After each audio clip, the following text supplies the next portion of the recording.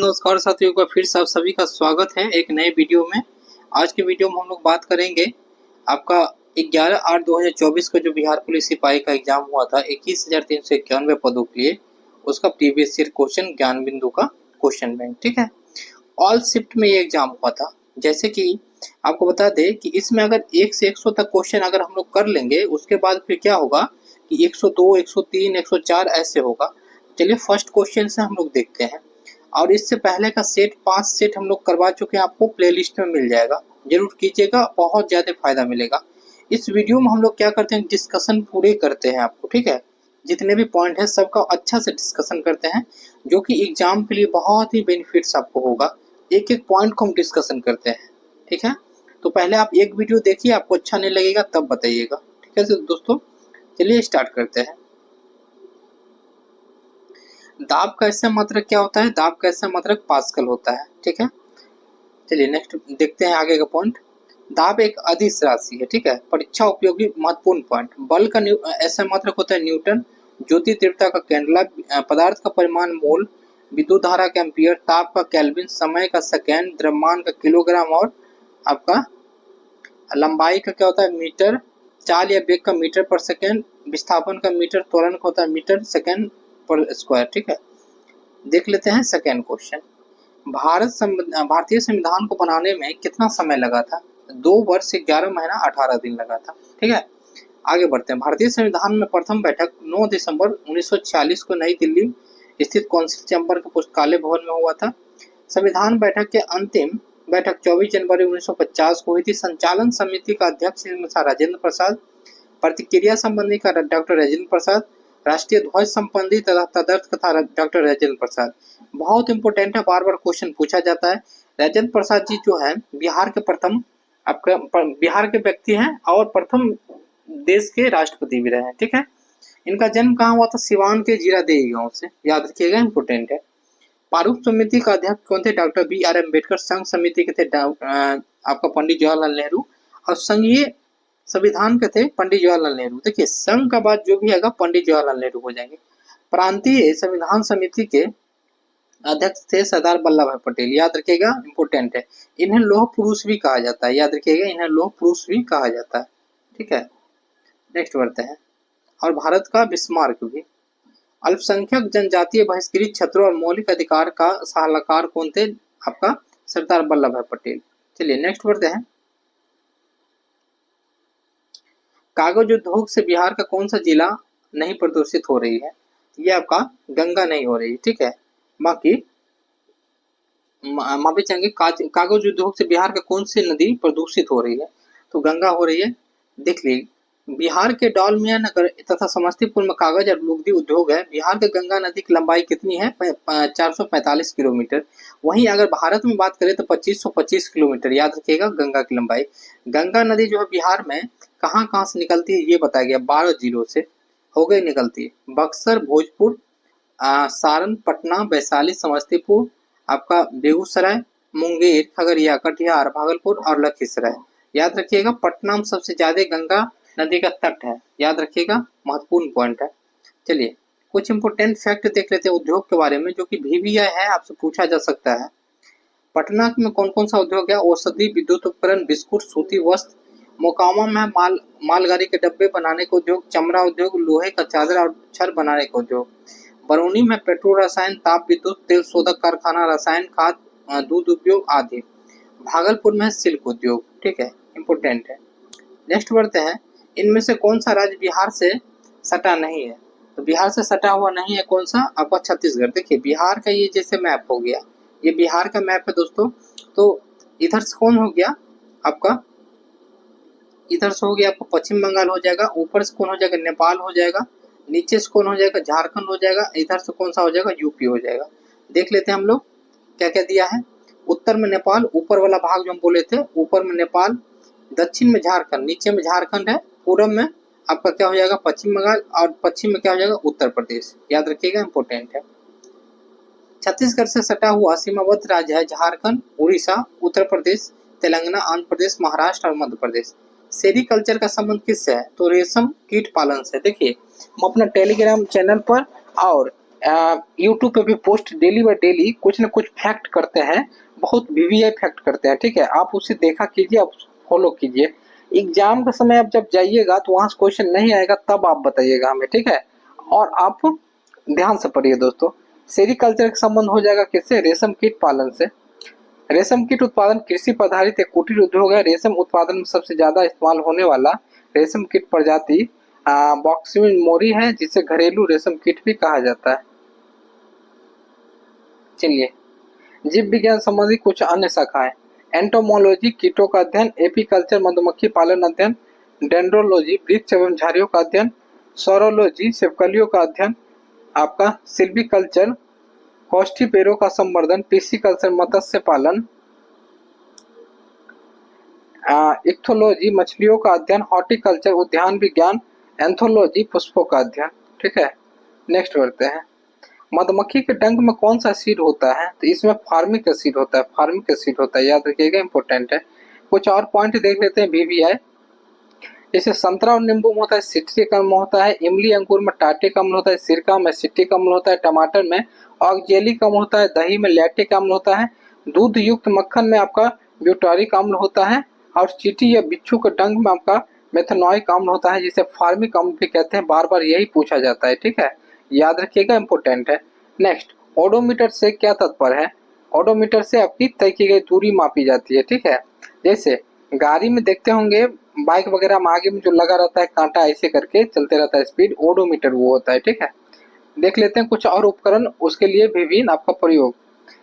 Barometer का वायुमंडलीय ताप होने वाले परिवर्तन मापक, अल्टीमीटर का ऊंचाई मापक यंत्र, एनीमोमीटर के वायु वेग मापी, केस्कोग्राफ का पौधे की वृद्धि को मापने हेतु उपकरण, एंडोस्कोप का शरीर के आंतरिक अंगों का निरीक्षण करने वाला यंत्र, फेदोमीटर सागर की गहराई मापने की युक्ति, लक्सीमीटर प्रकाश की तीव्रता मापने हेतु उपकरण, पायरोमीटर उच्च तापमान में मापन में प्रयुक्त होने वाले उपकरण, और रेडियोमीटर क्या हो जाएगा? रेडियोमीटर हो जाएगा विकिरण द्वारा प्राप्त ऊर्जा मापने का यंत्र, ठीक है, याद रखिएगा, वीवीआई है। चलिए 1 नंबर देखते हैं। मोहनजोदारो का शाब्दिक अर्थ क्या हो जाएगा? मृतकों का टीला, मृतकों का टीला हो जाएगा। देख लेते हैं इसके बारे में डिटेल्स में हम लोग। चलिए, क्या दिया गया है? मोहनजोदारो का शाब्दिक अर्थ है मृतकों का टीला। मोहनजोदारो सिंध प्रांत, पाकिस्तान के लरकाना जिला। देखिए, जिला को याद जरूर रखिएगा, इंपॉर्टेंट है, बार बार पूछ लिया जाता है कभी कभार आपका ऑप्शन में। मोहनजोदारो की खोज 1922 में राखल दास बनर्जी ने किया था। मोहनजोदारो से मिलने वाले प्राप्त अवशेष वस्तु क्या क्या है देख लेते हैं। बृहद स्नानागार, कांसे की नर्तकी मूर्तियां, मातृ देवी की मूर्ति, राज मुद्रक, हाथी का कपाल खंड, गले हुए तांबे के ढेर, मिट्टी का तराजू, सबसे बड़ी ईंट का साक्ष्य, सूती कपड़ा, मुद्रा पर अंकित पशुपतिनाथ की मूर्ति, गीली मिट्टी के दिए साक्ष्य, कुंभकारों की 6 भट्टों के अवशेष इत्यादि। देखिए, आप याद ऐसे रखिएगा कि हम लोग पहले कहाँ गए? घूमने गए मोहनजोदारो, फिर स्नान किए, फिर सूती का वस्त्र पहने, फिर मूर्ति पूजा की, फिर हाथी पर बैठ कर हम लोग घूमने गए। ऐसे करके याद कीजिएगा, हो जाएगा आपको, ठीक है। अच्छा, यहाँ से हड़प्पा के बारे में भी कुछ जान लेते हैं। हड़प्पा की खोज किसने किया? हड़प्पा की खोज किसके द्वारा किया गया? थोड़ा यहाँ पे कमेंट्स करके बताइए। दयाराम साहनी के द्वारा किया गया था 1921 में, याद रखिएगा, इंपोर्टेंट है। चलिए, भारत और सेशेल्स के बीच कौन सा युद्ध अभ्यास होता है? ये आपका लामितीय होता है, लामितीय होता है, याद रखिएगा। एक द्विवर्षीय प्रशिक्षित कार्यक्रम है जिसका आयोजन वर्ष 2001 में सेशेल्स में किया गया था। लामितीय 2024 के 10वें संस्करण का आयोजन 18 से 27 मार्च के बीच सेशेल्स में किया गया। क्रियोल भाषा में लामितीय का अर्थ है मृतता, ठीक है, याद रखिएगा, इंपोर्टेंट है। सूरज किरण किसके बीच होता है? भारत नेपाल के बीच। होपैक्स होता है आपका भारत मिस्र, तर्कस होता है भारत अमेरिका, दोस्ती सिस्टीन होता है भारत मालदीव और श्रीलंका, धर्म गार्जियन होता है आपका भारत जापान, शक्ति अभ्यास किसके बीच होता है? भारत और फ्रांस, और डेजर्ट किसके बीच होता है? डेजर्ट साइक्लोन होता है आपका, माफी चाहेंगे दोस्तों, डेजर्ट साइक्लोन होता है भारत यूएई, अनफ्युआथा होता है आपका किसी भारत थाईलैंड, काजिंद होता है भारत कजाकिस्तान, हरिमाऊ शक्ति होता है आपका मलेशिया के साथ, समुद्र लक्ष्मण होता है मलेशिया के साथ, ठीक है।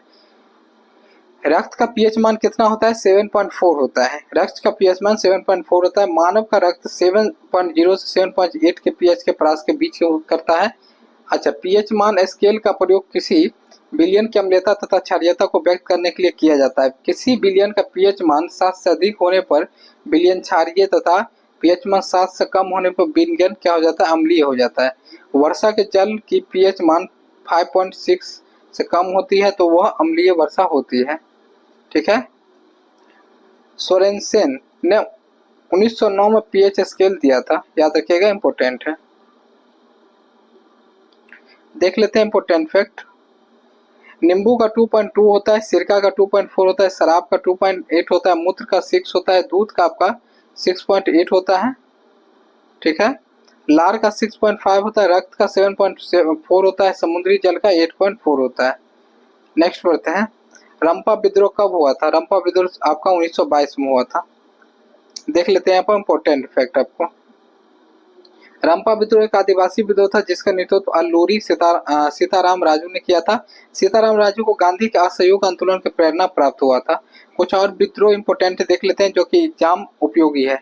कोल विद्रोह 1831 में, भूमिज विद्रोह 1832-33, गडकरी विद्रोह हुआ था 1844, हुल संताल विद्रोह 55-56, मुंडा विद्रोह हुआ था 1899-1900, खांसी विद्रोह हुआ था 1870-33, बस्तर का विद्रोह हुआ था 1910, तेभागा विद्रोह हुआ था 1846 को।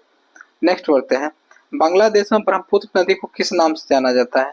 तो बांग्लादेश में जमुना के नाम से जाना जाता है। जैसे देख लीजिए, ये हो गया भारत का मैप, अपना प्यारा सा भारत हो गया। ठीक है।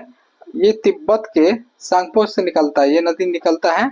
देख लेते हैं कहाँ से निकलता है। यहाँ से निकल कर कैसे करके बांग्लादेश में आता है ब्रह्मपुत्र नदी। यहाँ पे हम लोग डिटेल्स में देखते हैं। ब्रह्मपुत्र नदी का उद्गम तिब्बत के कैलाश पर्वत के निकट स्थित मानसरोवर झील के पास चमांगड्यूंग ग्लेशियर से होती है। याद रखिएगा, ये वाला पॉइंट भी पॉइंट है। ब्रह्मपुत्र नदी को तिब्बत में सांगपो, अरुणाचल प्रदेश में दिहांग, असम में इसे ब्रह्मपुत्र कहा जाता है। ब्रह्मपुत्र नदी बांग्लादेश में गंगा नदी पद्मा से मिलती है और फिर मेघना नदी बन जाती है, अंततः बंगाल की खाड़ी में मिल जाती है। ये तीनों चारों पॉइंट आप याद रखिएगा, एग्जाम ऐसे भी क्वेश्चन बनाता है। वास्को डी गामा भारत कब आया था? तो यह भारत आया था आपको 1498 में। अगर मेन रूप से बात करें तो भारत ये 3 बार आया था। इसके बारे में डिटेल्स हम लोग पढ़ते हैं। वास्को डी गामा भारत के पश्चिमी तट पर स्थित कालीकट बंदरगाह पहुंचा। इसने भारत के यूरोप के बीच संबंध नई समुद्री नीति की खोज की थी। ठीक है। और देख लेते हैं क्या क्या दिया गया है। भारत पहुंचने में वास्को डी गामा का सहयोग गुजराती पथ प्रदर्शक अब्दुल मजीद ने किया था। एक सहायक था अब्दुल मजीद। 1500 में पेड्रो अल्ब्रेज कैब्राल के नेतृत्व में 2 जहाजी बेड़ा भारत आया था। अक्टूबर 1509 में दूसरी बार वास्को डी गामा भारत आया था और तीसरी बार 1524 में भारत आया था। अच्छा, वास्को डी गामा 1524 में ही यहाँ पे मर गया था, इनका मृत्यु हो गया था। उनका गोवा में ही क्या है, कब्र है। याद रखिएगा, उनका मतलब मृत्यु हो गया था, यहीं पे वो उन्हें दफनाया गया था।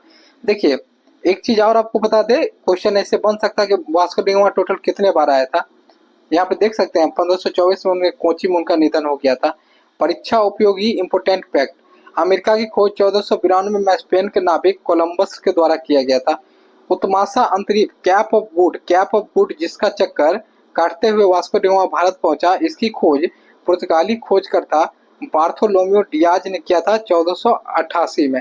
इसके ये क्या बारे में बात कर रहे हैं दोस्तों, जानते हैं? जैसे मान लीजिए ये हो गया यूरोप और ये हो गया आपका मतलब कि अफ्रीका महाद्वीप। तो ऐसे करके यूरोप से आया था लोग, ऐसे करके यहाँ पे आया था। फिर जो है भारत कहाँ था, यहाँ पे था, केरल का तट यहाँ था। तो यहाँ से क्या हुआ था, यहाँ से आकर के यहाँ पे सब आया था। तो यहाँ तक का रास्ता की खोज किसने पहले कर दिया था? यहाँ तक, यहाँ पे सब आता था, उसके बाद भारत का खोज करता था। तो यहाँ तक के रास्ता का खोज सबसे पहले 1488 में बार्थोलोम्यू डियाज के द्वारा किया गया था। इसी का नाम था कैप ऑफ गुड। ठीक है, इसी का नाम था कैप ऑफ गुड। यहाँ आया, यहाँ के बाद अब्दुल मजीद जो था वो वास्को डी गामा को कहाँ लग गया, यहाँ पर केरल में। ठीक है, याद रखिएगा, ये इंपोर्टेंट फैक्ट है। नेक्स्ट बढ़ते हैं। न्यूजीलैंड एवं वान डिमसलैंड वर्तमान तस्मानिया एवं न्यूजीलैंड की खोज उस्मान ने किया था। ऑस्ट्रेलिया की खोज कैप्टन कुक के द्वारा किया गया था। भी है, पॉइंट सब है। हम देखिए डिटेल्स करते हैं, डिटेल्स में करते हैं क्योंकि थोड़ा समय लगे वीडियो में कोई दिक्कत नहीं। अगर डिटेल्स में होगा तो आप लोग को नॉलेज बहुत सारा मिलेगा। ठीक है, और वीडियो पर नया है तो चैनल को सब्सक्राइब कर लीजिए और शेयर कीजिए, क्योंकि इतना मेहनत करते हैं आप लोगों के लिए साथियों, बहुत मेहनत लगता है। नेक्स्ट बढ़ते हैं, प्रथम विश्व युद्ध का तत्कालीन कारण क्या था? तो आर्किड्यूड फर्डिनेंड की हत्या। देख लेते हैं आगे। प्रथम विश्व युद्ध के समय अमेरिका का राष्ट्रपति वुड्रो विल्सन था। प्रथम विश्व युद्ध की शुरुआत 28 जुलाई 1914 को ऑस्ट्रिया द्वारा सर्बिया पर आक्रमण किए जाने से हुई थी। प्रथम विश्व युद्ध की समाप्ति 11 नवंबर 1918 में हुई थी। किसके संचय के कारण मांसपेशियों में थकान होती है? तो लैक्टिक एसिड। क्या होता है? लैक्टिक एसिड, याद रखिएगा, इंपॉर्टेंट है। जब मांसपेशियों में अधिक काम करती है तो वो लैक्टिक एसिड बनती है। यही लैक्टिक एसिड मांसपेशियों में जमा होती है और थकान के कारण बनती है। किसी कार्य को संपादित करने के लिए मांसपेशियों में ऑक्सीजन के बजाय संग्रहित ऊर्जा का उपयोग करती है तो लैक्टिक एसिड बनता है, याद रखिएगा। परीक्षा उपयोगी महत्वपूर्ण पॉइंट है विटामिन सी, स्कर्विक रोग, कमजोर प्रतिरक्षा प्रणाली। ओमेगा 3 फैटी एसिड की कमी, आपका हृदय रोग, उच्च रक्तचाप, डिप्रेशन, त्वचा। विटामिन B9 की कमी से क्या होता है? आपका एनीमिया, सिर दर्द, तंत्रिका तंत्र में समस्याएं, थकान, आपका जिसे फॉलिक एसिड कहते हैं। ठीक है, चलिए नेक्स्ट बढ़ते हैं। विटामिन B12 का कारण होता है मानसिक स्वास्थ्य समस्याएं, स्मृति, एकाग्रता समस्या, कमजोरी, थकान। अमीनो एसिड की कमी से मांसपेशियों में कमजोरी, वजन कम होने, बालों का झड़ना, त्वचा समस्याएं। नेक्स्ट बढ़ते हैं, पौधों में कोशिकाओं में तुरसता और कठोरता का कारण क्या है? तो ये आपका कोशिका भित्ति हो जाएगा, ये हो जाएगा कोशिका भित्ति। ठीक है, देख लेते हैं। ये जंतु कोशिका में नहीं पाया जाता है। कोशिका भित्ति सेलुलोज और लिगेंड जैसे पॉलीसेकेराइड से बने होते हैं। पॉलीसेकेराइड पौधे की कोशिका की दीवारों पे पाया जाता है, याद रखिएगा, इंपोर्टेंट है। आर्यों का मूल निवास स्थान क्या है? तो ये हो जाएगा बी, आपका एशिया, मध्य एशिया हो जाएगा। जैसे मान लीजिए ये अपना प्यारा भारत है, अपना ये प्यारा भारत है, और ये वाला भाग क्या हो जाएगा? एशिया वाला भाग हो जाएगा, मध्य एशिया वाला भाग हो जाएगा। तो आर्यों का निवास यहीं से कहा गया, यहीं से ये लोग कहाँ किए थे? एंट्री किए थे आपको भारत में। ठीक है, तो इसके बारे में इंपोर्टेंट आपका मत भी दिया गया है, बहुत सारे लोगों के द्वारा हम लोग पढ़ते हैं। देखिए, परीक्षा उपयोगी महत्वपूर्ण पॉइंट क्या है? आर्यों का मूल निवास स्थान संदर्भ में विद्वानों का अलग अलग मत है। प्रो मैक्स मूलर द्वारा मध्य एशिया कहा गया था, बैक्टीरिया। आपका गालस महोदय द्वारा हंगरी एवं डेमोन नदी कहा गया था। पाल गंगाधर तिलक द्वारा उत्तरी ध्रुव कहा गया। दयानंद सरस्वती द्वारा तिब्बत कहा गया। डॉक्टर अविनाश चंद्र दास द्वारा सप्त सेदव प्रदेश कहा गया। प्रो प्रेखा द्वारा आपका जर्मनी और मैदानी भाग कहा गया। गंगानाथ झा द्वारा आपका कहा गया ब्रह्मसी देश। और नेहरीग एवं प्रो गार्डन द्वारा दक्षिणी रूस कहा गया, याद रखिएगा ये सब। दिल्ली का जामा मस्जिद का निर्माण किसने कराया था? यह कराया था शाहजहां कराया था। देखिए, मकान और बहुत बहुत बिल्डिंग वगैरह ये जितने भी चीज है, वो निर्माण के बारे में बात यदि आएगा तो उसका स्वर्ण काल कहा जाता था, शाहजहां के काल को। ठीक है, देख लेते हैं हम लोग। शाहजहां के समय मुगल का स्थापत्य कला अपने चरमों को स्पर्श पे था, जिसके कारण उन्हें शाहजहां शासन काल को मुगल कला का स्वर्ण युग कहा गया। शाहजहां द्वारा बनाई गई कुछ अन्य इमारतें, ताजमहल, लाल किला, दीवाने आजम, दीवाने खास आदि। शाहजहां के बचपन का नाम क्या था? खुर्रम था, खुर्रम, याद रखिएगा, इंपोर्टेंट है। हम बोले भी थे आपको, सिलेबस हम अपने चैनल पर दिए हुए हैं कि मुगल वंश को आप लोग पढ़ लीजिएगा और दिल्ली सल्तनत को। शाहजहां का ब्याह 12 वर्ष 1612 नूरजहां के भाई आसफ खां की पुत्री अंजुमन बानो बेगम से हुआ था, जो इतिहास के मुमताज महल के नाम से विख्यात हुई। इसे शाहजहां के मल्लिका ए जवानी की उपाधि दी गई। उत्तर के वैदिक काल में इंद्र का स्थान किस देवता को मिलता है? तो प्रजापति को यह मिलता है, प्रजापति को मिलता है। अगर एक वैदिक काल में दो सबसे बड़े देवता इंद्र और अग्नि ने, जिसके संदर्भ में 250 और 200 सूक्त है, मतलब इंद्र के बारे में 250 बार कहा गया है, अग्नि के बारे में इसके बारे में इतना बार बोला गया है। उत्तर वैदिक काल में दो अन्य प्रमुख देवता है, रुद्र पशुओं के देवता एवं विष्णु लोगों का पालक माने जाते हैं। उत्तर वैदिक काल में कुछ वर्णों के अपने अलग देवता हो गए, जो पहले पशुओं के देवता थे अब शूद्रों के देवता हो गए। किसने कहा कांग्रेस हथियारों के बिना गृह युद्ध है? ये आपका सर सैयद अहमद खान द्वारा कहा गया। सर सैयद अहमद खान ने अपना करियर के सिविल सेवक के रूप में शुरू किया था। सर सैयद अहमद खान 1864 में आपका साइंटिफिक सोसाइटी की स्थापना किया था। सर सैयद अहमद खान ने वर्ष 1870 में पत्रिका तहजीब उल अखलाक का प्रकाशन किया था। कांग्रेस की स्थापना के विरोध में 1888 में सर सैयद अहमद खान वो बनारस के राजा शिव प्रसाद सिंह ने यूनाइटेड इंडियन पेट्रियाट एसोसिएशन की स्थापना किया था। और बढ़ते हैं नेक्स्ट, इन्होंने 1866 में all India Mohammedan education conference का गठन किया। 1875 में इन्होंने मोहम्मडन एंग्लो ओरिएंटल स्कूल की स्थापना अलीगढ़ में किया था। 1920 में अलीगढ़ मुस्लिम विश्वविद्यालय परिवर्तन हो गए। देखिए, सर सैयद अहमद खान के बारे में पूछा जाता है। मेन पॉइंट आपका ये है कि स्थापना के बारे में, ठीक है। ऑल इंडिया मोहम्मडन एजुकेशन की स्थापना कब की गई, ये याद आप रखिएगा। और अलीगढ़ जो मुस्लिम विश्वविद्यालय अभी हुआ है AMU, इसकी स्थापना किसके द्वारा किया गया था। कुछ और इम्पोर्टेंट फैक्ट देख लेते हैं हम लोग, जो कि परीक्षा उपयोगी होगा। बंकिम चंद्र चटर्जी कांग्रेस के लोग पदों को भूखे हैं, ये बात इन्होंने कहा था। अश्विन कुमार दत्त बोला था कांग्रेस का सम्मेलन केवल तीन दिन का तमाशा है।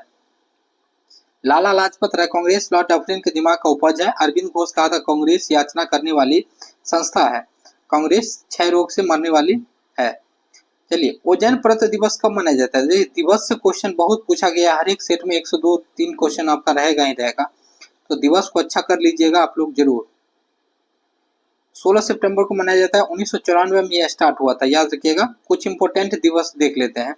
मातृ दिवस आपका हो जाएगा आपको 21 फरवरी, महिला दिवस हो जाएगा 8 मार्च, वानिकी दिवस है 21 मार्च, पर्यावरण 5 जून, योग दिवस 21 जून, प्राकृतिक संरक्षण 28 जुलाई, आपका साक्षरता दिवस 8 सितंबर, डाक दिवस 9 अक्टूबर, मधुमेह 14 नवंबर, अंतर्राष्ट्रीय एड्स दिवस 1 आपका दिसंबर, अंतर्राष्ट्रीय विकलांगता दिवस आपका 3 दिसंबर, ठीक है। याद रखिएगा, इंपोर्टेंट फैक्ट सब है दोस्तों। देखिए, आप सिर्फ क्वेश्चन बैंक ही बनाइएगा, चाहे आप मतलब कि कुछ भी क्वेश्चन देख लीजिएगा, इससे नहीं होगा, ठीक है। आपको देखना होगा कि क्वेश्चन का डायमेंशन क्या है, कहाँ से क्वेश्चन पूछ रहा है, वैसे ही आप तैयारी कीजिएगा, ठीक है। याद रखिएगा, ये इंपॉर्टेंट होता है। भारत के राष्ट्रपति को माफी देने की शक्ति किस अनुच्छेद में है, ये आपका आर्टिकल 72 हो जाएगा। हम लोग इसके बारे में देख लेते हैं। यहाँ पर राष्ट्रपति का आर्टिकल 72 अंतर्गत दोषी करार दिए गए व्यक्ति की निम्न सजा को क्षमा कर सकते हैं। सैन्य न्यायालय द्वारा दंडित व्यक्ति को, संघीय विधि के विरुद्ध दंडित व्यक्ति को, मृत्यु दंड पाए हुए व्यक्ति को, ठीक है। इंपोर्टेंट है, देखते हैं हम लोग। सजा की प्रकृति, लघुकरण द्वारा सजा की प्रकृति को बदलना होता है। मृत्यु दंड को कठोर कारावास में, परिहार द्वारा क्या होता है, सजा की मात्रा को बदलना, जैसे 2 वर्ष की कठोर कारावास को 1 वर्ष में बदलना। विराम द्वारा क्या होता है, विशेष परिस्थितियों की वजह से सजा कम करना, जैसे दिव्यांगता या गर्भ अवस्था। परिलंबन क्या होता है, किसी दंड के कुछ समय के लिए टालना, फांसी को टालने के लिए। क्षमा क्या होता है, पूर्णता माप। इसकी तकनीकी मतलब यह है कि अपराध कभी हुआ ही नहीं है, तो ये सब राष्ट्रपति के अंदर होता है, वो कर सकते हैं। राष्ट्रपति से संबंधित आर्टिकल, राष्ट्रपति का आपको 52 में बोला गया राष्ट्रपति होंगे। निर्वाचन के बारे में 54 में बोला गया है। आपका राष्ट्रपति द्वारा प्रतिज्ञान आपका 60 में। महाभियोग बोला गया है 61 में, जो कि आपका अमेरिका से लिया गया है। भारत का उपराष्ट्रपति 63 आर्टिकल होगा। उपराष्ट्रपति के निर्वाचन कितना में होगा, 66 में। और उपराष्ट्रपति द्वारा शपथ लिया जाएगा आपको 69 में, ठीक है। याद रखिएगा, इंपोर्टेंट है। अच्छा, एक पॉइंट और बताते हैं आपको। उपराष्ट्रपति जो होते हैं आपका राज्यसभा का पदेन सभापति होते हैं, राज्यसभा का पदेन सभापति होते हैं। उपराष्ट्रपति का उसी काम के लिए पैसा वेतन भी मिलता है, याद रखिएगा। गणतंत्र दिवस में वायुसेना के परेड में भाग लेने वाली पहली महिला पायलट कौन बनी है, तो यह भावना कंठ बनी थी। उस समय की करंट अफेयर्स की क्वेश्चन थी। प्रीति रजक भारतीय सेना की पहली महिला सूबेदार बनी। नीना सिंह आपका CISF की पहली महिला महानिदेशक बनी। दीपिका मिश्रा वीरता पदक प्राप्त करने वाली वायुसेना अधिकारी बनी। गीता राणा लद्दाख में सेना की पहली महिला अफसर बनी। डॉक्टर अलका मित्तल ONGC की पहली महिला अध्यक्ष बनी। मेघना अहलावत भारतीय टेबल टेनिस संघ की प्रथम महिला अध्यक्ष बनी। शिवांगी सिंह भारत की पहली महिला फाइटर नौसैनिक आपका पायलट बनी। ज्योति शर्मा भारतीय सेना की पहली महिला जज एडवोकेट जनरल बनी। हिना जायसवाल वायुसेना की पहली महिला पायलट इंजीनियरिंग बनी। इंदु मल्होत्रा सुप्रीम कोर्ट में सीधे वकील से जज बनने वाली पहली आपकी महिला बन गई। नेक्स्ट बढ़ते हैं हम लोग। कौन सी नदी बिहार में नहीं बहती है, तो डी हो जाएगा। रामगंगा नहीं बहती है, बाकी सभी आपको बहती है, ठीक है। रामगंगा का उद्गम आपका उत्तराखंड के पडौडी गढ़गांव जिले में दूध तौली पहाड़ी के दक्षिण ढालों से है। रामगंगा नदी का बिजनौर जिले में उत्तर प्रदेश में प्रवेश करती है और गंगा की एक सहायक नदी है। रामगंगा उत्तर प्रदेश में कन्नौज की निकट गंगा में मिल जाती है। बिहार में बहने वाली प्रमुख नदियां जैसे गंगा, कोसी, घाघरा, गंडक, बागमती, फल्गु, पुनपुन, सोन तथा बूढ़ी गंडक। एक बात और आपको बताते हैं, जैसे बिहार का मैप हुआ, गंगा नदी यहाँ से बहती है, बीचों बीच गंगा नदी बहती है। तो आप याद रखिएगा कि उत्तर से कौन कौन सी नदी मिलती है, दक्षिण से कौन कौन मिलती है। जैसे दक्षिण से मिलने वाली है नदी फल्गु, पुनपुन, सोन, ये सब नदी कहाँ से मिलती है, तो दक्षिण से मिलने वाली है, ठीक है, सहायक। लेकिन आपका कोसी हो गया, गंगा हो गया, कोसी हो गया, घाघरा हो गया, गंडक हो गया, बागमती, ये सब मिलता है उत्तर बिहार से। याद रखिएगा, ये क्वेश्चन इंपोर्टेंट है। विजयनगर साम्राज्य की राजधानी आपका कहाँ हो जाएगा, हम्पी हो जाएगा। विजयनगर समाज की स्थापना 1336 में हरियर और बुक्का नामक दो भाई ने किया था। याद रखिएगा, हरियर और बुक्का। हरियर और बुक्का वारंगल के काकतीय सामंत थे। हरियर हरियर प्रथम ने अपने शासनकाल के 7वें वर्ष अपनी राजधानी ओनागोंडी से हम्पी विजयनगर लाया था। विजयनगर साम्राज्य में 4 राजवंश हुए, संगम वंश, सालुब वंश, तुलुक वंश तथा आर्क्यूटू वंश। सभी वंशों में 300 वर्षों अधिक समय तक शासन किया था। इंपोर्टेंट है। चलिए, हिरोशिमा पे बम कब गिराया गया था, ये आपका 6 अगस्त 1945 को बम गिराया गया था, 6 अगस्त 1945 को। देख लेते हैं, द्वितीय विश्व युद्ध के दौरान गिराया गया बम लिटिल बॉय के नाम से यूरेनियम 235 इसमें शामिल था। जब हिरोशिमा पे बम गिराया गया था तो उसका नाम क्या था, लिटिल बॉय। याद रखिएगा, लिटिल बॉय। इसमें किसका प्रयोग हुआ था, यूरेनियम 235 का, हिरोशिमा पे जो गिराया गया था परमाणु बम, ठीक है। 4 अगस्त 1945 को कार्टिम लेमे ने हिरोशिमा बमबारी की मंजूरी दे दी। इसका कोड ऑपरेशन आपका सेंटर बोर्ड था। कभी कभी ये भी पूछ लिया जाता है क्या क्या कोड था। अमेरिका द्वारा हिरोशिमा परमाणु बम गिराए जाने के 3 दिन बाद 9 अगस्त 1945 को नागासाकी जापान पर दूसरा बम गिराया गया, जिसका नाम क्या था, फेटमैन था। पहला का नाम क्या था, लिटिल बॉय, दूसरा का नाम क्या था, फेटमैन। इसमें किसका प्रयोग हुआ था, प्लूटोनियम 239 का। देखिए, यूरेनियम 235 का हुआ था आपका फर्स्ट वाला हिरोशिमा पे, लेकिन नागासाकी में इसका यूज हुआ था।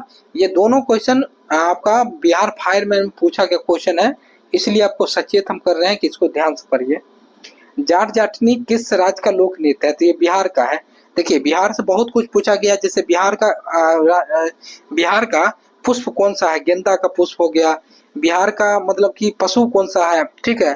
तो बिहार का पेड़ कौन सा है, बरगद का। तो आप याद रखिएगा, बिहार स्पेशल से बहुत सारा क्वेश्चन पूछा गया है। बिहार के कुछ अन्य लोक नृत्य जैसे कर्मा नृत्य, धोबिया, जोगीरा नृत्य, कजरी, डोम चकब, विद्यापति नृत्य, झिझिरिया नृत्य आदि, ये सब याद रखिएगा। उत्तर प्रदेश से देखते हैं हम लोग, कजरी, जैता, आपका जझा, चाची, नौटंकी, झूला, रासलीला। झारखंड से कर्मा, डांगा, जट जाटनी, सरहुल, छऊ, विदेशिया, सोहराई। पश्चिम बंगाल में कौन कौन सा है, आप लोग इसको क्या कीजिएगा, स्क्रीनशॉट ले लीजिएगा दोस्तों, आप लोग इसको याद कर लीजिएगा। नेक्स्ट, गुलामगिरी किस भाषा में लिखी गई पुस्तक है, ये मराठी भाषा में लिखी गई पुस्तक है और बहुत ही बेहतरीन पुस्तक है, ठीक है। आपको इसमें दिखाया गया है ज्योतिबा राव फुले, इसके लेखक कौन है, ज्योतिबा राव फुले।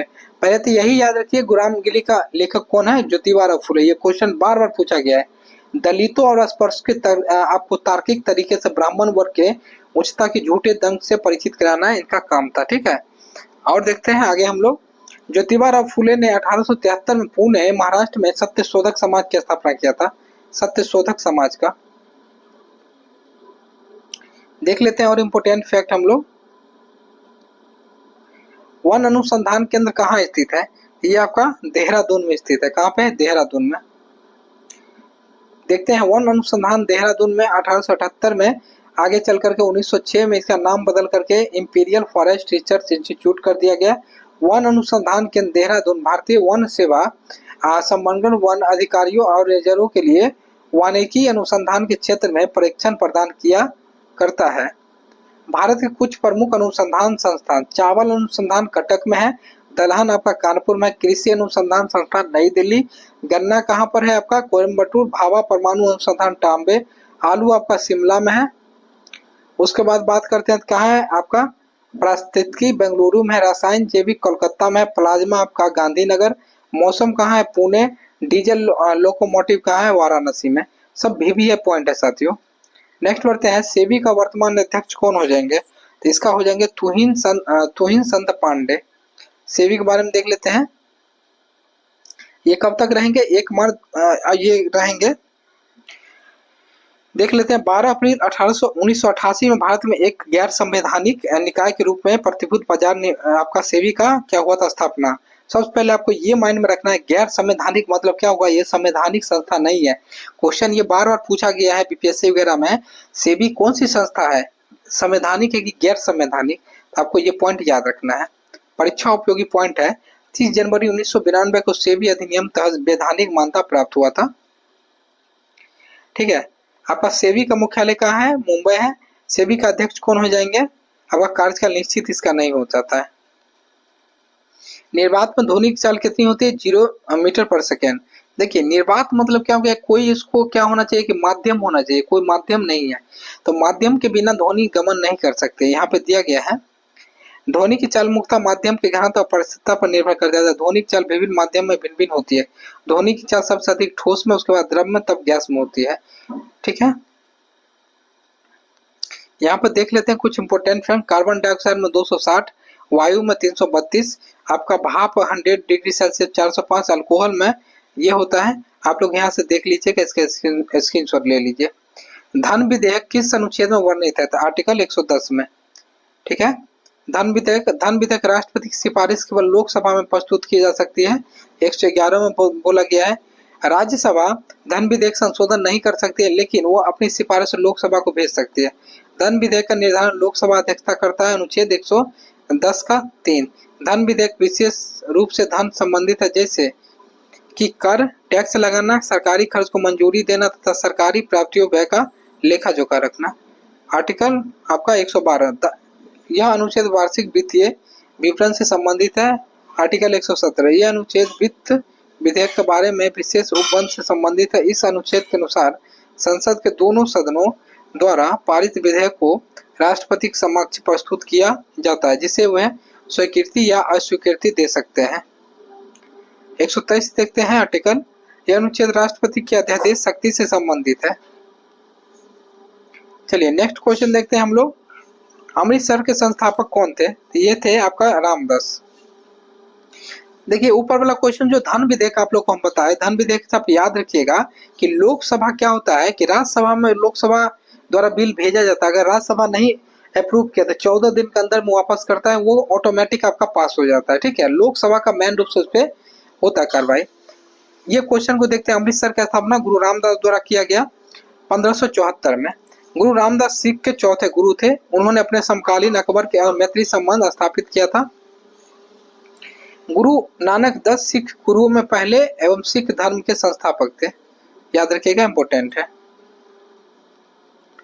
गुरु अर्जुन देव 5वें गुरु थे और वो 1904 में आदि ग्रंथ गुरु का संकलन करतारपुर तरनाथपुर नामक बरसाया था, जहांगीर ने 1606 में इनकी हत्या किया था।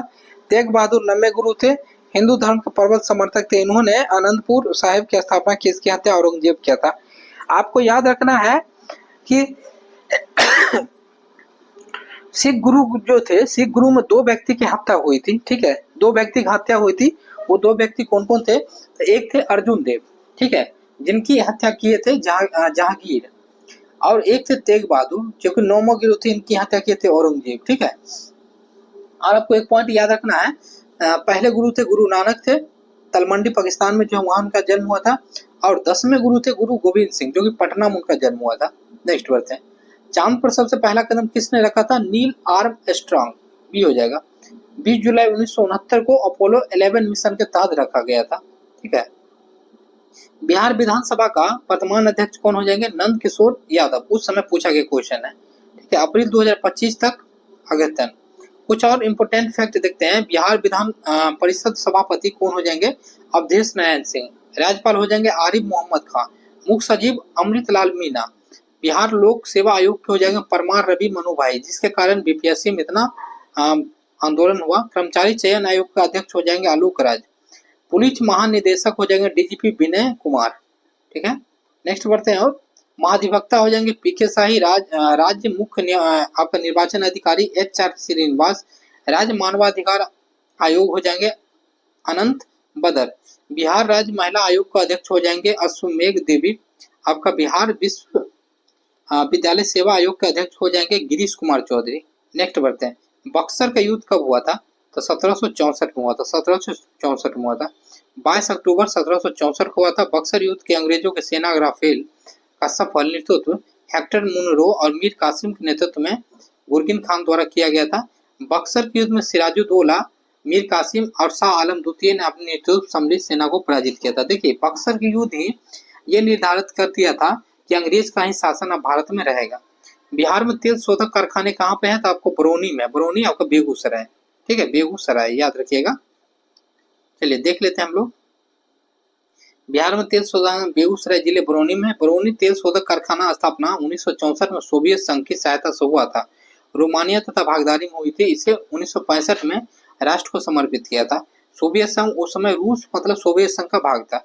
बरौनी तेल शोधक कारखाना का संचालन इंडियन ऑयल कॉर्पोरेशन IOCL द्वारा करता है। नेक्स्ट, दुधवा राष्ट्रीय उद्यान कहाँ पर है? तो ये उत्तर प्रदेश में हो जाएगा, ठीक है, इंपोर्टेंट आपका लखीमपुर खीरी में आपका है। जहाँ पे क्या हुआ था लखीमपुर खीरी, जो किसान को लेकर के जो किसान पर जो थार चलाया गया था, याद है आप लोग को? किसान आंदोलन भी जो था वही लखीमपुर खीरी जिले में, भारत नेपाल की सीमा। दुधवा राष्ट्रीय उद्यान 1977 में राष्ट्रीय उद्यान का घोषित हुआ था। दुधवा टाइगर रिजर्व की स्थापना 1987 में हुई थी, याद रखिएगा।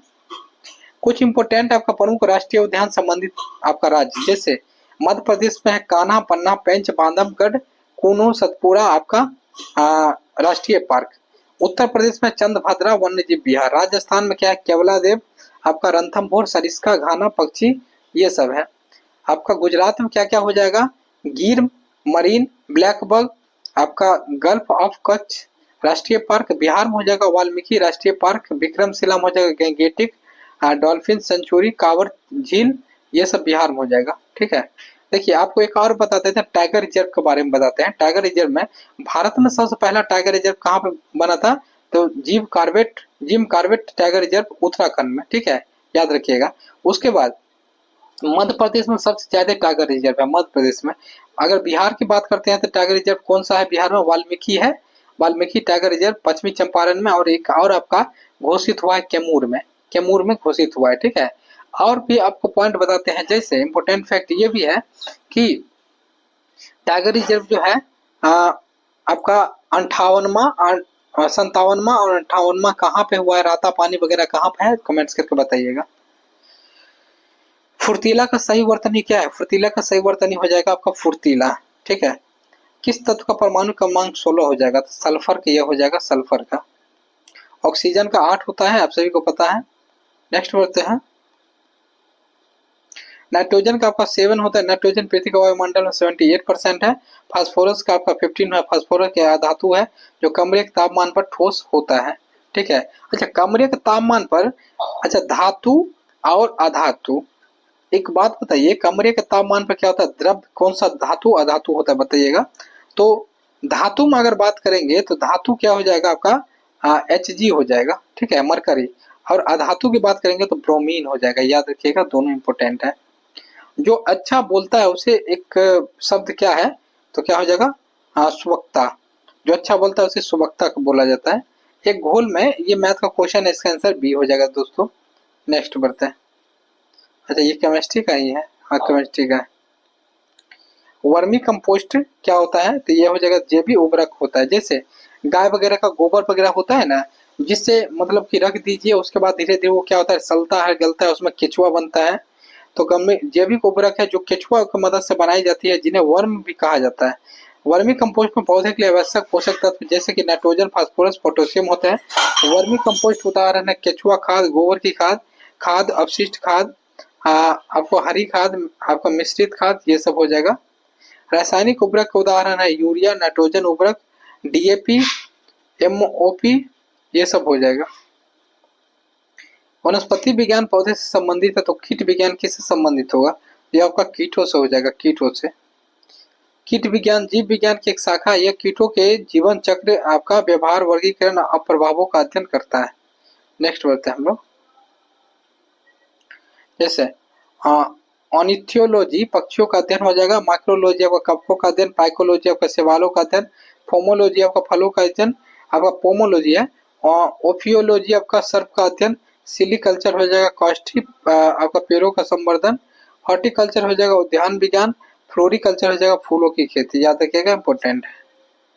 ऑप्टिकल फाइबर के आविष्कारक कौन है? ये हो जाएगा आपका नरेंद्र कपानी। नेक्स्ट बढ़ते हैं। ऑप्टिकल फाइबर प्रकाश की एक गुण है, प्रयोग करके कार्य करते हैं, जिसे कुल आंतरिक प्रतिबिंब कहा जाता है। ऑप्टिकल फाइबर का उपयोग दूर संचार, नेटवर्किंग, प्रसारण, औद्योगिक वाणिज्यिकरण क्षेत्र एवं डेटा संग्रहण चिकित्सा के लिए किया जाता है। देख लेते हैं यहाँ पे इंपॉर्टेंट फैक्ट, पैराशूट जैसे लुईस से लेनोमार्ड आविष्कारक और आविष्कार है। माइक्रोफोन का क्या था, ये सब आप लोग स्क्रीनशॉट लेकर साथियों देख सकते हैं। चलिए नेक्स्ट पॉइंट देखते हैं। 1 ग्राम यूरेनियम कितने उच्च ग्रेड कोयले के बराबर कार्य करता है, तो 4.5 टन, मतलब इतना जलाइएगा तब इतना ऊर्जा प्राप्त होगा 1 ग्राम यूरेनियम के बराबर, ठीक है, इसलिए यूरेनियम इंपॉर्टेंट है।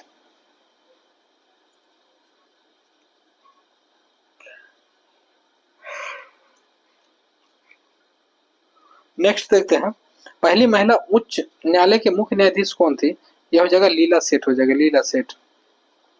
1951 में हिमाचल प्रदेश उच्च न्यायालय के मुख्य न्यायाधीश बनी थी लीला सेठ, दिल्ली के उच्च न्यायालय की पहली महिला न्यायाधीश बनी थी।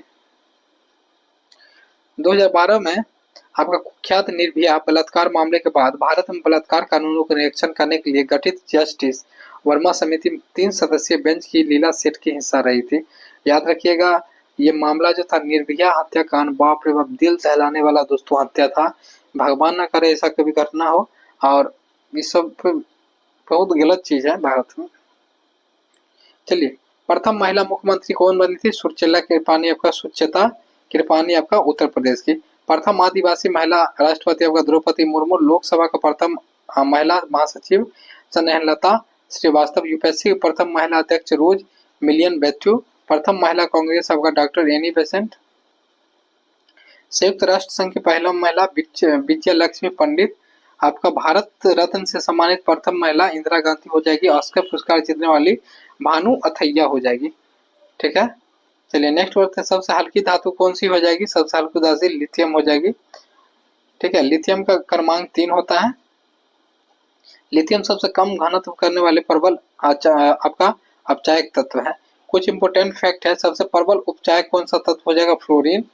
पृथ्वी पर मौजूद सबसे भारी धातु आपका ऑस्मियम हो जाएगा, जिसका परमाणु संख्या 76, परमाणु क्रमांक 190 है। मिट्टी में क्षारत्व को घटाने के लिए जिप्सम का प्रयोग किया जाता है। सफेद सोना प्लेटिनियम को कहते हैं। गैसों का तत्व सबसे भारी रेडॉन है। सर्वाधिक सार्वधानिक आपका समस्थानिक वाला पोलोनियम हो जाएगा 27। सर्वाधिक विद्युत चालकता वाला आपका एजी हो जाएगा चांदी। समुद्री घास में आयोडीन पाया जाता है। क्लोरीन गैसों में फूलों का रंग उड़ा देती है। जेनॉन को स्ट्रेंजर गैस भी कहा जाता है। पटना किस नदी के किनारे स्थित है, तो गंगा। पटना आपका गंगा का उद्गम कहाँ से होता है, आपका उत्तराखंड के उत्तरकाशी जिले के गोमुख के निकट गंगोत्री हिमनस होती है। गंगा नदी की लंबाई भारत में 2525 किलोमीटर है। वहीं पर बिहार में बात करते हैं 445 किलोमीटर है, ठीक है। बिहार यहाँ पे आप लोग देख सकते हैं। बंगाल की खाड़ी में इसकी मुहाना है। और किन किन जिला से निकलती है ये आपको दिया गया है, ऊपर भी हम लोग डिस्कशन किए थे। रामविलास शर्मा को किस रचना के साहित्य अकादमी पुरस्कार मिला था, तो यह हो जाएगा निराला की साहित्य साधना, ठीक है। 1970 में इन्हें मिला था। साहित्य अकादमी पुरस्कार ज्ञानपीठ पुरस्कार के बाद भारत का सरकार द्वारा दिया जाने वाला दूसरा सबसे बड़ा साहित्य पुरस्कार है। इसकी स्थापना भारत सरकार ने 12 मार्च 1954 को किया था। जीवित कोशिका की खोजकर्ता कौन है, ये आपका सी हो जाएगा लुवेनहॉक, ठीक है। 1665 में किया गया था लुवेनहॉक के द्वारा। अच्छा, कोशिका शब्द का प्रयोग सबसे प्रथम दिया था रॉबर्ट हुक दिया था। कोशिका के अध्ययन विज्ञान को साइटोलॉजी कहा जाता है। कुछ प्रमुख कोशिकांग एवं खोजकर्ता का नाम क्या है, केंद्रक का रॉबर्ट ब्राउन, तारकय का वावरी, माइटोकॉन्ड्रिया का अल्टमैन, लाइसोसोम का डी डुबे हो जाएगा।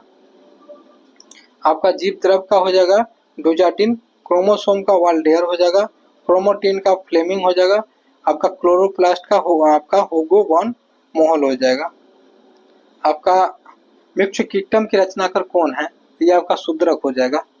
कुछ इंपोर्टेंट लिख लेते हैं। आपका कालिदास जैसे प्रमुख रचना हो जाएंगे अभिज्ञान शकुंतलम, मेघदूतम, रघुवंशम, ऋतु संग्राहम, कुमार संभरम, विक्रमोर्वशीयम, ये सब याद रखिएगा, इंपोर्टेंट है। स्वप्नदास आपका स्वप्नदत्ता, इसकी है रचनाकार आपके भास। मालती माधव, महावीर रचित्रम और उत्तरा रामचरित्रम की रचना कर भावभूति है।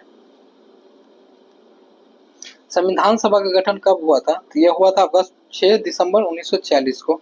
याद रखिएगा, इंपोर्टेंट है।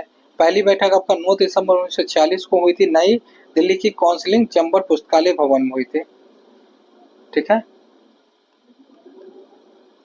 13 दिसंबर 1940 को जवाहरलाल नेहरू ने उद्देश्य प्रस्ताव पेश किया था संविधान सभा में। संविधान का प्रथम वाचन 4 नवंबर 9 नवंबर 1948 तक चली थी। संविधान का सभा का 22 जुलाई 1947 को राष्ट्रीय ध्वज को अपनाया था। संविधान सभा 24 जनवरी 1950 को राष्ट्रीय गान को अपनाया था। संविधान सभा द्वारा सारनाथ के अशोक स्तंभ के शीर्ष के प्रतीक मोहर के रूप में अपनाया गया था। याद रखिएगा, सारा का सारा भी पॉइंट है।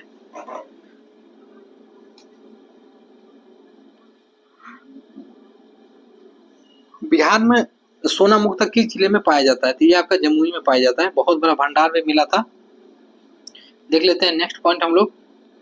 यहाँ पर कुछ खनिज पॉइंट दिया गया, इसका स्क्रीनशॉट तो लेकर रख ही लीजिएगा, इसको तो भूल से भी भूलिएगा मत। ठीक है, इससे एक क्वेश्चन फिक्स रहेगा। ठीक है दोस्तों, इससे एक क्वेश्चन आपका फिक्स रहेगा ही रहेगा, याद रखिएगा। ठीक है, इसका क्या कीजिए आप लोग, स्क्रीनशॉट ले करके रख ही लीजिए। ठीक है, चलिए हम लोग देखते हैं नेक्स्ट। लोकसभा का नेता कौन होता है? लोकसभा का नेता होता है प्रधानमंत्री।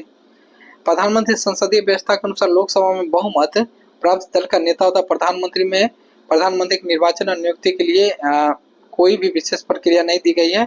अनुच्छेद 75 केवल इतना कहता है कि राष्ट्रपति प्रधानमंत्री की नियुक्ति करेगा। स्पष्ट बहुमत न मिलने पर स्थिति में राष्ट्रपति अपने विवेक पर प्रयोग करते हुए सबसे बड़े दल किसी नेता को प्रधानमंत्री नियुक्त कर सकता है। सर्वप्रथम जजिया कर किसने लगाया था? सर्वप्रथम जजिया कर लगाने वाले व्यक्ति कौन हो जाएंगे आपके? मोहम्मद बिन कासिम 712 में लगाया था अप्रोक्स। मोहम्मद बिन जर्जिया के धार्मिक एक गैर मुस्लिम पर वसुला जाने वाला कर है। अरबों द्वारा भारत का पहला सफल आक्रमण 712 में हुआ था मोहम्मद बिन कासिम द्वारा। फिरोज शाह तुगलक ने सर्वप्रथम ब्राह्मणों पर जजिया कर लगाया था। याद रखिएगा, फिरोज शाह तुगलक ब्राह्मणों और बच्चों पर। अकबर ने 1564 में जजिया कर को समाप्त कर पुनः 1575 में लगाया था, जिसके बाद 1579-80 में इसे समाप्त कर दिया गया था। औरंगजेब ने 1679 में जजिया कर को फिर से लगाया था। याद रखिएगा, इंपोर्टेंट है। 57 और 22 जनवरी 1905 को कौन सा घटना हुई थी? तो चोरी चोरा कांड हुआ था। नहीं, माफी चाहेंगे, 22 जनवरी 1922 को हुआ था चोरी चोरा कांड। ये हुआ जाएगा आपको खूनी रविवार। ठीक है, नेक्स्ट बढ़ते हैं हम लोग। बिहार का सिल्क सिटी कहे जाते हैं आपको किसको? भागलपुर को। अच्छा, लीची के लिए प्रसिद्ध है आपको कौन सा? तो हो जाएगा ये आपका मुजफ्फरपुर। ठीक है, मुजफ्फरपुर हो जाएगा। पटना किसके लिए प्रसिद्ध है? थोड़ा सा कमेंट्स करके बताइएगा। यहाँ पे देख लेते हैं जीआई टैग के बारे में, इंपोर्टेंट हो जाएगा। कागज आपका यहाँ पे दिया गया, भागलपुर के सिल्क को जीआई टैग मिला है। जीआई टैग के बारे में बात करते हैं, मधुबनी पेंटिंग को भी मिला है। ठीक है, सिल्वा खाजा को भी मिला हुआ है जीआई टैग, आपका शाही लीची को भी मिला हुआ है। ये सब पॉइंट, मखाना को भी जीआई टैग मिला है, इंपोर्टेंट है। बिहार को औद्योगिक इकाई क्षेत्र देख लेते हैं। कागज रोहतास, समस्तीपुर, दरभंगा। सूती वस्त्र आपका पटना, गया, सिवान, ये सब हो जाएगा, इंपोर्टेंट है। इसको तो कम से कम आप लोग क्या कीजिए, ऐसा जो भी चीज आता है ना उसको स्क्रीनशॉट लेकर के रख लिया कीजिए, इंपोर्टेंट है। गांधी जी किस गोलमेज सम्मेलन में सम्मिलित हुए थे? तो कौन में हुए थे? गोलमेज सम्मेलन में सम्मिलित दूसरा में हुए थे। कौन में? दूसरा में।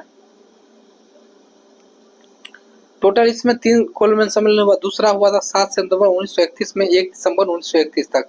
प्रथम गोलमेज सम्मेलन आपका 12 नवंबर 1930 से तृतीय हुआ था 17 नवंबर 1932 को। अच्छा, तीनों गोलमेज सम्मेलन में कौन शामिल हुए थे? तो डॉक्टर बी.आर. अम्बेडकर हुए थे शामिल। ठीक है, वहीं से गांधी जी क्या हुए थे? भाग कर चले आए थे। फिर पूना आपका समझौता हुआ था। याद रखिएगा, ये सब क्या है? इंपोर्टेंट फैक्ट है। ठीक है दोस्तों, चलिए नेक्स्ट बढ़ते हैं। गौतम बुद्ध को ज्ञान की प्राप्ति कहाँ हुई थी? कहाँ हुई थी? बोध गया में हुआ था। बोध गया में इनकी ज्ञान की प्राप्ति हुई थी, इंपोर्टेंट फैक्ट है। कुछ फैक्ट देखते हैं। गौतम बुद्ध बोध गया में बैसाखी पूर्णिमा के रात निरंजन फल्गु नदी किनारे पीपल वृक्ष नीचे ज्ञान की प्राप्ति किए थे। गौतम बुद्ध ने अपना प्रथम उपदेश सारनाथ, ठीक है, सारनाथ ऋषि पंतनम में दिया था, जिसे बौद्ध धर्म में धर्मचक्र परिवर्तन कहा जाता है। ये पॉइंट याद रखिएगा, कितना सारा एग्जाम में पूछा गया है कि गौतम बुद्ध पहला उपदेश कहाँ दिए थे। गौतम बुद्ध की मृत्यु 80 वर्ष की अवस्था में 483 ईसा पूर्व कुशीनारा, देवरिया, उत्तर प्रदेश, चंद्र द्वारा अर्पित भोजन करने के बाद हुई थी, जिसे बौद्ध धर्म में महापरिणाम कहा गया है। देखिए क्या हुआ था कि ये जब वहां भोजन करने गए थे, मतलब सुअर का मांस जो है इनके भोजन में मिला दिया गया था, और गौतम बुद्ध का मानना था कि जो खाना उनके सामने आ गया वो वापस नहीं करते थे, वो खाते ही थे। तो फिर भी वो खा ली वो खाना को, ठीक है, इसी कारण उनका मृत्यु हो गया था। गौतम बुद्ध का जन्म 563 ईसा पूर्व में कपिलवस्तु के लुम्बिनी नेपाल नामक स्थान पे हुआ था। गोदान किसकी रचना है? गोदान हो जाएगा मुंशी प्रेमचंद। इस बुक को दोस्तों जरूर पढ़िएगा समय निकाल करके, ठीक है, जीवन बदल देगा। 1936 में हिंदी रत्नाकर कार्यक्रम बम्बई द्वारा कराई गई थी। गोदान मुंशी जी का अंतिम और सर्वाधिक महत्वपूर्ण उपन्यास माना जाता है।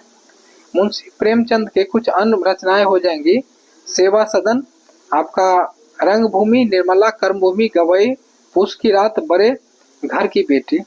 पंचतंत्र के लेखक कौन है? ये हो जाएगा आपका विष्णु शर्मा, ठीक है। देख सकते हैं आप लोग कहाँ से क्वेश्चन पूछा जा रहा है, ठीक है, कहाँ से क्वेश्चन पूछा जा रहा है, तो इस बात से आप लोग अंदाजा रखिए।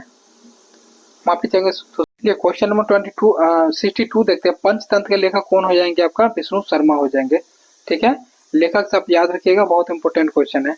गुरु नानक का जन्म कहाँ हुआ था? तलमंडी में हुआ था। ऊपर भी हम डिस्कशन आपको किए थे 15 अप्रैल 1469 को। अच्छा, एक बात और याद रखिएगा, पटना में किनका जन्म हुआ था? गुरु आपका कौन हुए थे? गुरु गोविंद सिंह का जन्म हुआ था पटना में। 10वें गुरु थे गुरु गोविंद सिंह। नेक्स्ट बढ़ते हैं। अनुपम मिश्र का जन्म कब और कहाँ हुआ था? तो ये आपका बी हो जाएगा आंसर, 1948 वर्धा महाराष्ट्र में। दो वर्णों का मेल को क्या कहते हैं? तो ये कहा जाता है संधि कहा जाता है। अत्याचार शब्द का संधि विच्छेद कीजिए, तो अत्याचार का क्या हो जाएगा आपका? अति जोर आचार। मासी मासी का संधि विच्छेद क्या हो जाएगा आपका? हो जाएगा ये मासी जो ऋषि। गणना के लिए किस विशेष का प्रयोग होता है? तो आपका संख्यावाचक विशेष का। महापुरुष में कौन सा समास है? तो कर्म धारण समास हो जाएगा। आजन्म का कौन सा समास है? आजन्म कौन सा समास है ये पूछा गया है। ये आपका हो जाएगा आजन्म अव्ययभी समास है, आपका डी आंसर हो जाएगा। नेक्स्ट, दर्शन में कौन सा वचन है? दर्शन में आपका बहुवचन है। इस समय कोई डिस्कशन करने वाला है नहीं दोस्तों। प्रयाग परिस्थिति का लेखक कौन हो जाएंगे? तो आपका हो जाएगा हरिसेन हो जाएगा, ठीक है। ये किसके दरबार में रहते थे? समुद्रगुप्त के दरबारी कवि थे, याद रखिएगा। हरिसेन द्वारा रचित प्रयाग परिस्थिति के समुद्रगुप्त ने राजरोहन आपका चौथे श्लोक, विजय 7वें श्लोक, साम्राज्य विस्तार के संबंध में जानकारी प्राप्त होते हैं। प्रयाग परिस्थिति धरनी बंध के अनुसार समुद्रगुप्त संपूर्ण पृथ्वी को एक सूत्र में बांधना चाहता था। चलिए, चंद्रयान 3 कब लॉन्च किया जाएगा आपका? ये 14 जुलाई 2023 को लॉन्च किया गया था, माफी चाहेंगे। सविनय अवज्ञा आंदोलन कब प्रारंभ हुआ? ये आपका स्टार्ट हुआ था, सविनय अवज्ञा आंदोलन आपका कब स्टार्ट हुआ? बी आंसर हो जाएगा आपका 1930 में, जो कि दांडी मार्च से भी प्रचलित है।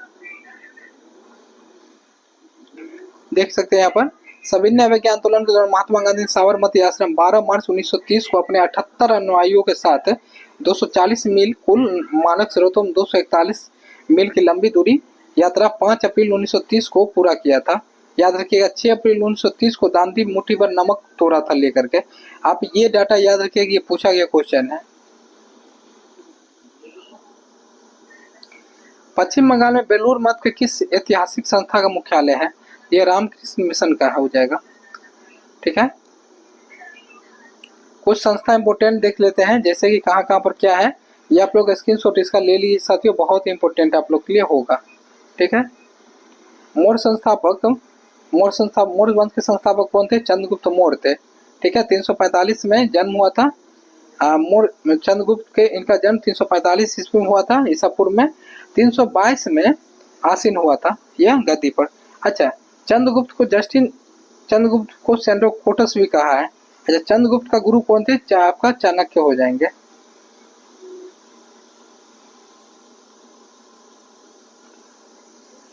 बिंदुसार को अमित घात के नाम से भी जाना जाता है। बिंदुसार आजीवक संप्रदाय का अनुयायी था। बिंदुसार जो था आपका बिंदुसार उत्तराधिकारी कौन हुआ 269 ईसा पूर्व मगध की गद्दी पर बैठा था। आपका याद रखिएगा कुछ इंपोर्टेंट है, गुर्जरा, नेतुर, मास्की और उडेलगोलम में लेखों में सम्राट अशोक का नाम मिलता है। अशोक अशोक ही कहा गया है, ठीक है ना।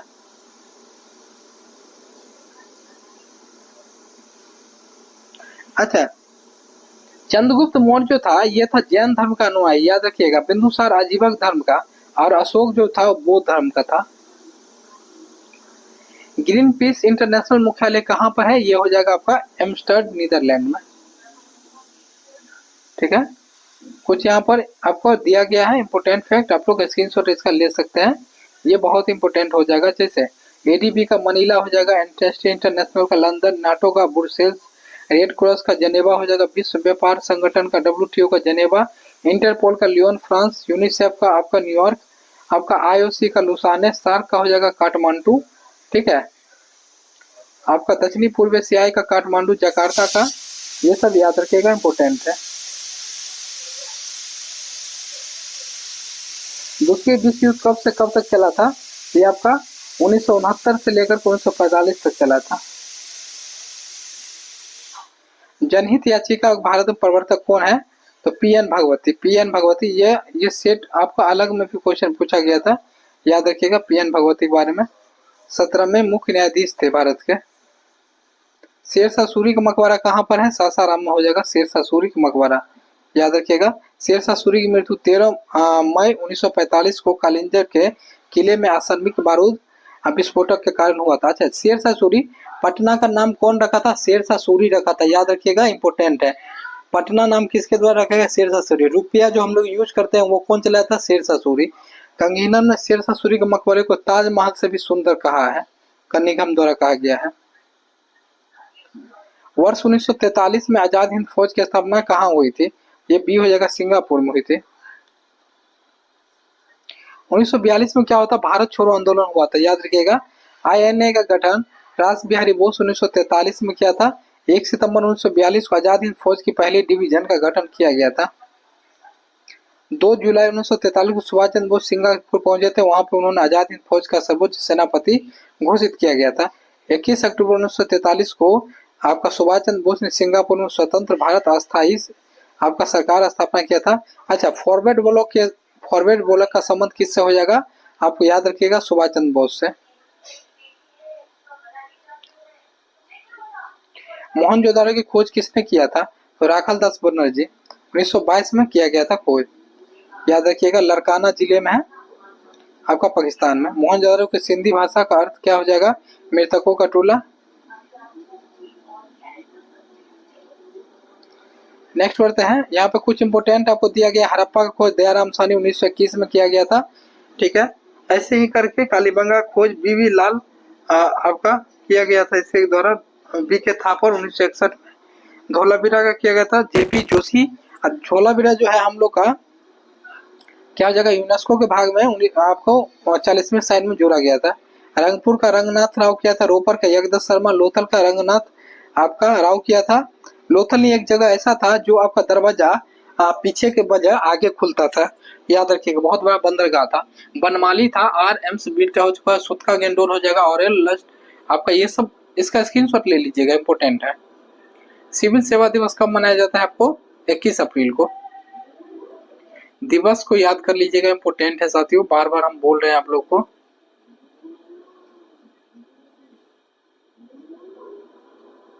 देख सकते हैं यहाँ पे, भारत में न्यूनतम जनसंख्या घनत्व वाला जिला कौन सा हो जाएगा, ये आपका हो जाएगा दिव्यांग घाटी अरुणाचल प्रदेश हो जाएगा।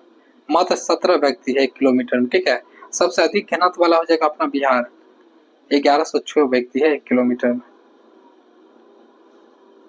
परीक्षा उपयोगी महत्वपूर्ण पॉइंट है यहाँ पे, देखते हैं भारत की जनगणना के बारे में। टोटल जनगणना इतनी है, पुरुष का इतना है, महिला का इतना। सर्वाधिक जनसंख्या घनत्व बिहार में हो जाएगा। सर्वाधिक जनसंख्या घनत्व वाला राज्य कौन हो जाएगा, आपका UP हो जाएगा, ठीक है। ये सारा पॉइंट आपके लिए बहुत इंपॉर्टेंट है, आप लोग थोड़ा देख लीजिएगा इसको। काजीरंगा राष्ट्रीय उद्यान कहाँ पर स्थित है, तो ये आपका कहाँ पे हो जाएगा, तो असम में। 1972 वन्यजीव अभियान के भारत में राष्ट्रीय उद्यानों की स्थापना की गई थी। ठीक है। भारत में सबसे बड़ा राष्ट्रीय उद्यान हेमिस आपका राष्ट्रीय उद्यान लद्दाख में हो जाएगा। भारत में सबसे पहला राष्ट्रीय उद्यान हेली नेशनल पार्क है, जिसे 1936 में स्थापित किया। बाद में इसका नाम बदल करके जिम कॉर्बेट कर दिया गया था। वर्तमान में ये कहाँ पर है? इसका नाम रामगंगा है। वर्तमान में भारत में कुल राष्ट्रीय उद्यान 106 है। ये सब आप देख सकते हैं साथियों, ये सब इम्पोर्टेंट राष्ट्रीय उद्यान है, आप लोग स्क्रीनशॉट इसका ले लीजिए। और भी हम आपको इधर दिखा देते हैं, ठीक है। चलिए, लाल ग्रह का कौन सा आपका? लाल ग्रह मंगल हो जाएगा। लाल ग्रह मंगल ग्रह के दो ग्रह हो जाएगा, फोबोस तथा डिमोस, याद रखिएगा। परीक्षा उपयोगी महत्वपूर्ण पॉइंट ये सब है।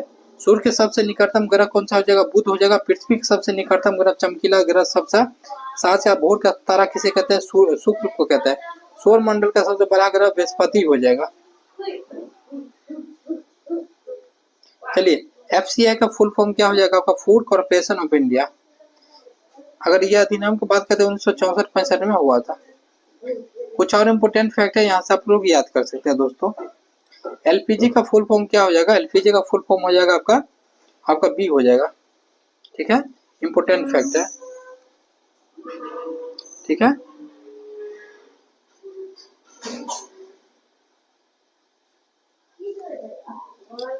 चलिए हम लोग देखते हैं आगे। मंजर कुंड कहाँ स्थित है? मंजर कुंड कहाँ स्थित है आपका? रोहतास और बिहार हो जाएगा। रोहतास और बिहार हो जाएगा। कुछ कुंड यहाँ पर दिया गया है बिहार में, कहाँ कहाँ स्थित है? रागिम कुंड आपको रोहतास में, अग्नि कुंड गया, ऋषि कुंड मुंगेर, तेलहर कुंड कैमूर, आपका राम कुंड मुंगेर, लक्ष्मण कुंड मुंगेर, सीता कुंड। देखिए, राम लक्ष्मण सीता आएगा तो मुंगेर कर दीजिएगा। धुआं कुंड रोहतास, आपका सूर्य कुंड राजगीर और भरारी कुंड आपका मुंगेर। बिहार में महिला साक्षरता दर कितनी है? बिहार में कितनी है ये हम लोग देखते हैं। बी हो जाएगा 51.5। 2011 के अनुसार देखते हैं बिहार में कुल साक्षरता दर हो जाएगा 61.80। बिहार में पुरुषों का हो जाएगा 71.20। बिहार में सर्वाधिक साक्षरता दर वाला जिला रोहतास। बिहार में न्यूनतम साक्षरता दर वाला जिला पूर्णिया हो जाएगा। बिहार में सर्वाधिक पुरुष साक्षरता दर वाला जिला रोहतास हो जाएगा। न्यूनतम साक्षरता दर वाला जिला पूर्णिया हो जाएगा, ठीक है। बिहार में अगर शिशु लिंगानुपात की बात करते हैं तो 935 हो जाएगी। बिहार में सर्वाधिक शिशु लिंगानुपात वाला जिला किशनगंज है और न्यूनतम आपका हो जाएगा वैशाली। किस भाषा के लिए वासुनाथ झा को साहित्य अकादमी पुरस्कार मिला था? तो ये मैथिली भाषा के लिए। ब्लीचिंग पाउडर का सूत्र क्या हो जाएगा दोस्तों? तो यह हो जाएगा CaOCl2। कुछ इंपोर्टेंट यहाँ पे आपको दिया गया है, स्क्रीनशॉट इसका ले सकते हैं। भूजा व चूना का सूत्र क्या हो जाएगा? तो यह हो जाएगा आपका B। यहाँ पे कुछ इंपोर्टेंट फैक्ट है, इसको ले सकते हैं। DNA का फुल फॉर्म क्या हो जाएगा आपका? तो आपका हो जाएगा A, ठीक है। तो A हो जाएगा। चलिए नेक्स्ट बढ़ते हैं। विद्युत धारा का ऐसा मात्रक क्या हो जाएगा? विद्युत धारा, तो एम्पियर हो जाएगा विद्युत धारा का, ठीक है। यहाँ पे दिया गया है कुछ ऐसा मात्रक आप लोग ले सकते हैं। IUPAC का फुल फॉर्म क्या हो जाएगा दोस्तों? तो आप यहाँ पे देख सकते हैं 4 क्वेश्चन आपका फुल फॉर्म से पूछा गया है। बल्ब का फिलामेंट किसका बना होता है? ये आपका टंगस्टन का बना होता है। LPG का मुख्य घटक कौन हो जाएगा? आपका मीथेन हो जाएगा, ब्यूटेन हो जाएगा LPG का। प्रकाश किस तरह के तरंग है? तो ये आपका D हो जाएगा, अनुप्रस्थ तरंग हो जाएगा। 1 न्यूटन में कितना डायन होता है? आपका C हो जाएगा 10⁵, ठीक है दोस्तों। अब हम लोग बात करेंगे 101 के बाद हम लोग देखेंगे कल, ठीक है, नेक्स्ट वीडियो में। मिलते हैं नेक्स्ट वीडियो में। जय हिंद साथियों।